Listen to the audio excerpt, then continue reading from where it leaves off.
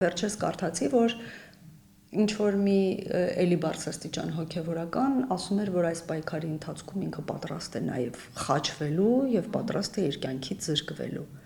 Ինչ պայքարի։ Ռոբերտ Քոչարյանի գումարները պահելու համար, այսինքն չէ, հիմա մեր ձևով շարժման աջակիցներ են դարձել։ Սամվել Կարապետյանի ֆինանսական հարցերը լուծելու համար, Վարդան Ղուկասյանի կաշառքները կամ մնացած բոլոր այն նախկին խնդիրներն ու հանցագործությունները պահելու եւ պահպանելու եւ սերունդներին փոխանցելու համար, ինչի համար եք դուք խաչվում, հարգելի բարեկամներ, որովհետեւ այստեղ սա պայքար չի եկեղեցու եւ իշխանության մեջ, սա պայքար է կլանային համակարգը եւ նաեւ այլ